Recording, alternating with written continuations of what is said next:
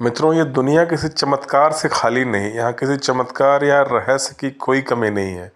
यदि मैं आपसे कहूँ कि इस धरती पे, इस दुनिया में एक ऐसी भी किताब है जिसे शैतान की किताब कहा जाता है और उसे पढ़ने वाले के साथ कुछ ना कुछ हमेशा बुरा ही हुआ है, चाहे उसकी दुर्घटना हो जाए या कोई भी उस पर आपात या उस पर मुसीबत ही आती है, तो आपको कैसा लगेगा। जी हाँ, ये किताब जिसे एक डेविल्स बाइबल यानी कि शैतान की किताब भी कहते हैं, इसका नाम है कोडेक्स गीगास। ये एक लैटिन वर्ड है। कहते हैं कि इस किताब को जो भी पढ़ता है उस पर कुछ ना कुछ ऐसी मुसीबत आती है और या तो पूरी तरह से बर्बाद हो जाता है या उसका मानसिक संतुलन बिगड़ जाता है, और इसके श्राप से आज तक कोई भी बचा नहीं। तो फिर ये किताब आखिर किसने लिखी होगी, क्या कारण रहा होगा इसका। हम पहले बता दें कि हमारे इस वीडियो का मकसद जो है कोई किसी तरह का अंधविश्वास फैलाना नहीं, अंधविश्वास को बढ़ावा देना नहीं, लेकिन फिर भी इस धरती पे ऐसी एक वस्तु मौजूद है तो उसकी वो एक तरह से इतिहास में लिखित है वो घटना, तो उसकी चर्चा करनी ज़रूरी है और एजुकेशन के तौर पर लोगों को जानना चाहिए कि हाँ ऐसा भी हुआ है, रहा है ये चीज़ आज भी। तो कोडेक्स गीगास जो किताब है, इसे डेविल्स बाइबल क्यों कहते हैं, शैतान की किताब क्यों कहा जाता है। कहते हैं कि लगभग 1220 ईस्वी के आसपास जो आज का हमारा चेकोस्लोवाकिया है, उसमें जो चेक पार्ट है, चेक रिपब्लिक, चेक गणराज्य, उसमें एक कोई मोनेस्ट्री थी, कोई चर्च हुआ करता था, जिसके एक मॉन्क यानी कि वहाँ के जो भी पादरी रहे होंगे उनका नाम था हरमन द रेक्लूज। अब हरमन द रेक्लूज जो वहाँ चर्च के नियमों को पालन करने के जिम्मेवार थे, एक बार उनसे कुछ ऐसी गलती हो गई कि जिसमें कि उन्होंने उस मोनेस्ट्री या चर्च के नियमों का उल्लंघन कर दिया। तो वहाँ के राजा ने जो है इस पर क्रोधित होकर कहा कि इसकी अगर धर्म की अवहेलना हुई है, धर्म का उल्लंघन हुआ है, आपने नियमों को भंग किया है, तो फिर तो इसका एक ही सजा है, सजा मौत, मृत्यु दंड मिलेगा आपको। तो हरमन द रेक्लूज ने अपने प्राणों की भीख मांगी राजा से। उन्होंने कहा कि यदि आप मुझे कुछ ऐसा करने का मौका दें कि मेरी जो गलती हुई है इसके बदले इस चर्च की ख्याति और बढ़ जाए, इस राज्य की ख्याति और इसका नाम अमर हो जाए, मैं कुछ ऐसा करूंगा, तो क्या आप मुझे प्राणों की भीख दे देंगे, मेरी जान बचती जाएगी। तो राजा ने कहा कि हो सकता है, पर तुम ऐसा क्या करोगे। तो उस संत हरमन द रेक्लूज ने कहा कि आप मुझे यदि एक दिन का समय दें तो मैं एक ऐसी किताब लिखूंगा जिससे जो है इस राज्य और इस चर्च की ख्याति हमेशा हमेशा के लिए इस धरती पे अमर हो जाएगी। तो इस बात को जो है वहाँ के जितने धर्मगुरु थे और राजा थे, उन्होंने, उनके जो मंत्री थे, सबने मिलकर एक दिन का समय दे दिया। कहा गया कि ठीक है, तुम्हारे पास आज रात भर का समय है, कल सुबह तुम्हें मृत्युदंड दे दिया जाएगा, तुम्हें जिंदा दीवार में चुनवा दिया जाएगा। फिर रात भर वो सोचता रहा और वो जो उसने कहा था कि मैं ऐसी किताब लिखूंगा ये दुनिया की सबसे बड़ी किताब भी होगी, उसने लिखना शुरू किया। लेकिन आधी रात बीतते बीतते उसे समझ में आ गया कि रात भर में इतनी बड़ी किताब जो है वो लिखी नहीं जा सकती थी।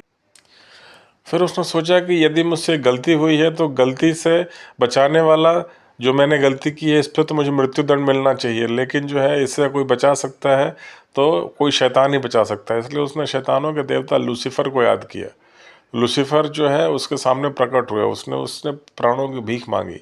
लूसीफर ने कहा कि ठीक है, मैं तुम्हें ये किताब लिख के दूंगा, आज ही रात लिखी जा सकती है, लेकिन इसके बदले तुम्हें अपनी आत्मा को मेरे हवाले करना होगा, जो मैं चाहूँगा तुम वैसा ही करोगे, आज से तुम मेरे वश में रहोगे।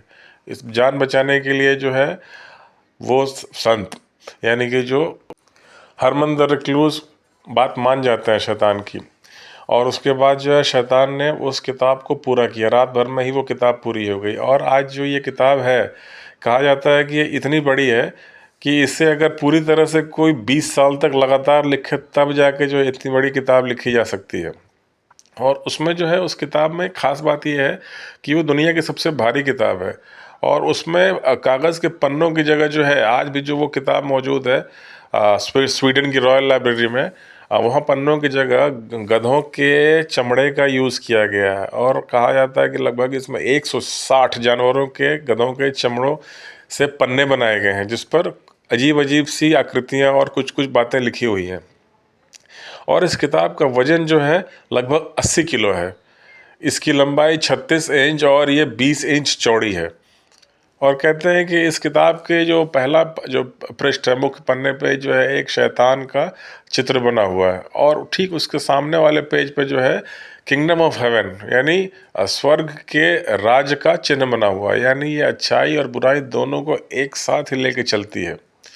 इसलिए कहते हैं कि ये मान्यता ये है कि इस किताब को पढ़ने वाले के साथ कई बार बहुत अच्छा भी हुआ है, या फिर पूरी तरह से बर्बाद हो सकता है, या उसको मृत्यु हो सकती है, उसका मानसिक संतुलन बिगड़ जाता है और लोग पागल हो गए हैं। ये किताब चेक रिपब्लिक में सन 1648 तक थी, फिर बाद में 30 साल तक स्वीडन के साथ युद्ध चला। इसके बाद स्वीडन की सेनाएं जीत गई और वो सब कुछ जब लूट कर जाने लगी तो उनके हाथ में ये किताब भी पड़ गई, और तब से ये किताब जो है स्वीडन की रॉयल लाइब्रेरी में पहुंच गई। कहते हैं कि वहाँ पहुँचने के बाद एक बार जो है लगभग 50 साल बाद 1697 में शैतान की जो है परछाई वहाँ पड़ी और जो है उस लाइब्रेरी में आग लग गई। सब कुछ जल के राख हो गया, सिर्फ ये किताब बची, क्योंकि जो लाइब्रेरियन था कहते हैं कि उसने इस किताब को किसी तरह से खिड़की से बाहर फेंक दिया। तो जब ये किताब नीचे गिरी तो कहते हैं किसी एक व्यक्ति के सिर पे गिरी थी, और वो व्यक्ति जो है मरा नहीं लेकिन बुरी तरह से घायल हो गया। यानी वहाँ भी इस पे कहते हैं कि शैतान का प्रकोप था। और आज भी जो है ये एक कौतूहल का विषय है, और ये स्वीडन की रॉयल लाइब्रेरी में ये किताब रखी हुई है। इसके बारे में कहा, ये भी कहानी है कि जब इसे वहाँ के राजा ने मंगवाया और इसे पढ़ने की कोशिश की, ठीक उसी के बाद स्वीडन के साथ युद्ध शुरू हो गया था, जो कि 30 साल तक चला, जिसमें वो चेक गणराज्य उस समय पूरी तरह बर्बाद हो गया था। स्वीडन की आर्मी पूरी तरह से इसे लूट के ले गई। उसके बाद कहते हैं कि जो वहाँ का राज परिवार था स्वीडन का, उसमें से कुछ लोगों ने, पुरोहितों ने इसे पढ़ने की कोशिश की तो वो पागल हो गए, उनका मानसिक संतुलन बिगड़ गया।